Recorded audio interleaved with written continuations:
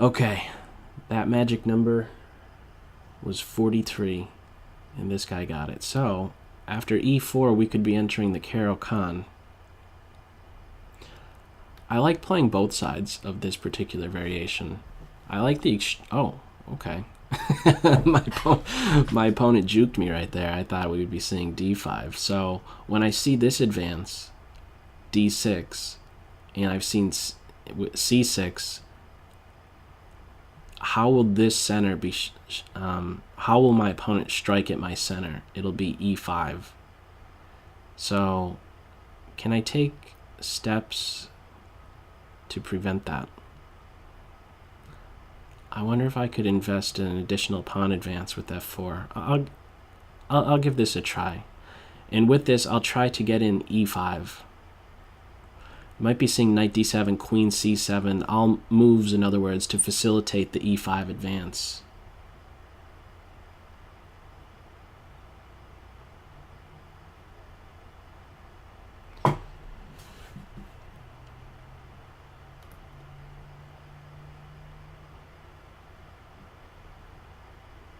And so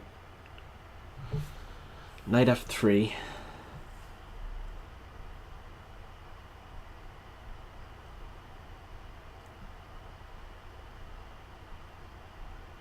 Knight f3, knight c6. My main aim will be knight f3, e5. This guy... There's a connection issue. There's quite a bit of... Oh, okay. So I wonder if... No, I don't have to commit just yet. This isn't a threat just yet. I have enough support for it, and now it is a threat. But you know what? I think I might want to still establish this pawn on e5. Let's do it. So I'm grabbing some space, and I've invested a lot of time to make that happen. And you know what? Another thing is that if my opponent is to maybe show that this is not a good idea on my end, maybe they do so by undermining base points of this structure, namely with the c5 strike. But if c5 is going to be played, my opponent is also losing some time because c6 has already been played. So I think from here, I want to always have this movement available, c3, in case of c5. So I'm ruling out, I'm not considering knight c3 as one of my candidate moves. So what I am considering is bishop to one of these two squares, and I don't really think I mind this pin just yet. I could always break it with bishop e2.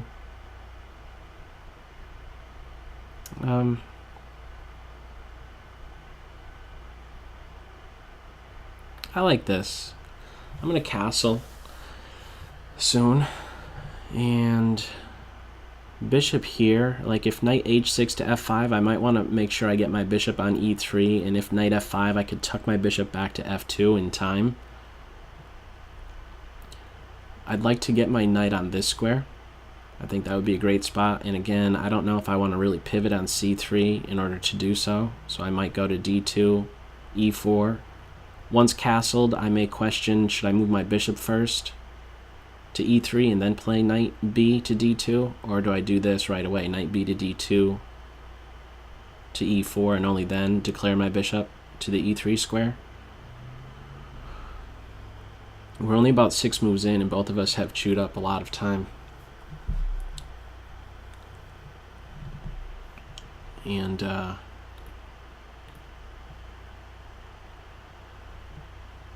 okay, we have that capture.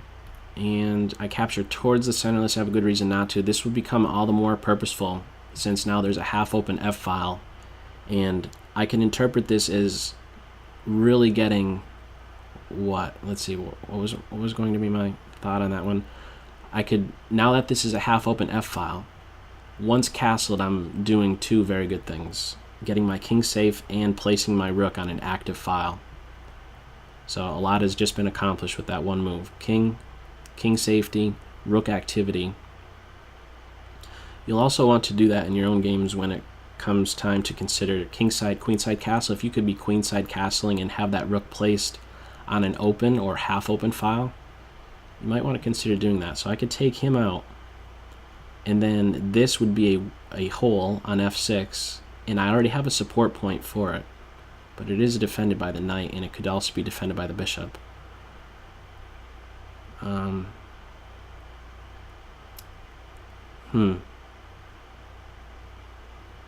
Bishop e3, knight f5, bishop back. Let me do that. Let me reinforce this point. I'm already envisioning that this capture is occurring, and so with that, d4 is going to be my weak point. I think it's too crazy for black to try and strike at the head of this pawn chain. It's too weakening, e6 in particular.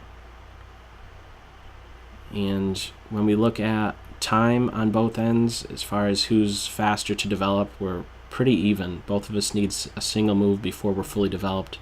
I have to move my queen. Black needs to only castle. Okay, so queen here is my first thought.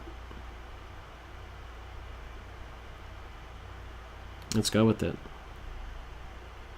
Alright, my opponent is not castled. He's exposed on a8, so I wonder if I could be making use of that. Let me throw a question to this bishop. See what he's going to do. This knight could find himself out of play if I establish an h3, g4 structure. So if bishop here, I might play g4. As weakening as it is, okay, this knight is a dead piece. He's out of play. I'm not going to commit just yet. Let me get my last piece working. Okay, I'm going to back up, and now I'm threatening this fork. Okay, I could push. This knight jumps in here. Let me just recapture. This is back on. g4 is a big threat. There's also possibilities of queen e4 if castled. Queen e4 hitting the rook. Well, the rook would be defended once castled, but queen e4 looking for mate on h7, forming a battery. So my opponent sidesteps that. Let me throw my knight in, or no? Let me kick him away first. And I don't want to after knight here, I don't want to capture the bishop because it just helps out the rook. So I'm going to play here. There's only one move. Knight h6, unless I'm missing some trick. Less than a minute for black. Let's get my knight involved. Eyeing two squares, d6 as a whole. My dark square bishop could probably be doing something better. Maybe I could transition since the... Okay, this is highly weakening. I'm going to take that. This is going to get crushed right here on e6. I could just take and then smash through now. Queen here, I have a check. King here, I have a knight check. This should be crunched at this point. This knight jumping in next. I have all my pieces working. These moves were a little bit shaky. The a6 and b5 prior to castling. Even though I could have messed up the structure, I was still finding it difficult to do what exactly. Let me take this first. Hang on. I have this covered.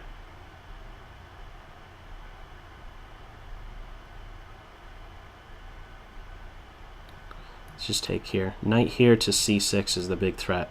The queen will have to give herself up.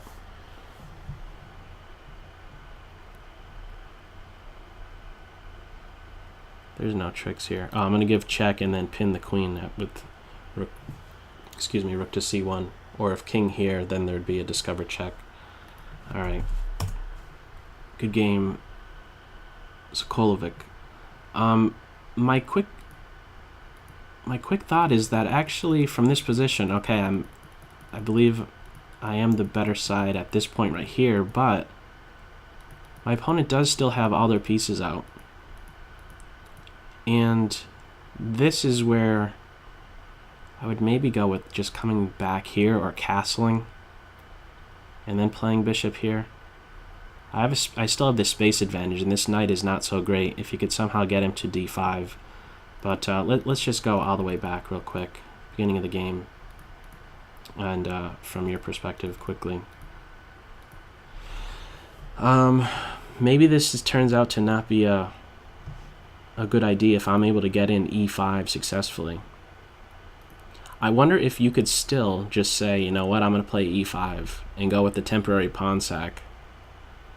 If I am to win a pawn, my pawns would be doubled, and if you're able to get that pawn back, maybe then you could be playing against an isolated e4 pawn. I wonder if this is available, because I think I always turn out to be better if I have this pawn established on the e5 square. From this point on, I have a space advantage, and it's quite cramping to you. So I'm really drawn all the way back to this very early stage.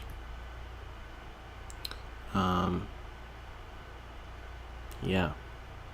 I wonder if my opponent's idea in the first place is to get a pawn established on e5. I wonder if he should change the move order. d6. It's a more flexible start. And later on, I was talking about if my opponent is to play their pawn up to c5, since they had already moved to c6, they're needing to invest another move, waste another move in order to make that happen. But if you have d6 and then you go e5, you're saving yourself. If you're going to then be striking later with c5, so I just wonder about the order that was played. Yeah, I don't know. I think maybe e5 here might be a possibility. Takes. The queens come off. You're uncastled, but I don't know. Something to maybe look into. I'm sure the computer would light up that it's just not a good idea. From here, any other quick points? Oh, okay. I think this is a case right here, the tension between these pawns. I think this is a situation where you do better to keep the tension rather than resolve it, because capturing only benefits A, my bishop, and B, my rook for when I'm castled along the f file. This benefits me by you capturing. So keep that tension, or maybe consider closing it up with d5, and then with the pawns fixed as they are in the center, with your pawns on light squares, you try and get rid of your light square bishop with maybe knight h6, bishop f5. This is my good guy. This would be my bad guy in that instance, and then you could play that sort of position. Maybe consider that structural change, d5, e6, and then later c5. You'll have to invest another move in getting that in, but I think that's something to look into. d5, e6, at the very least, do not be capturing again. It just benefits me in that case. And I think it's a persisting edge on the white end from here on out. This turns out to be too weakening, but we're quite low on time at that point. Okay, good game. Let me close out.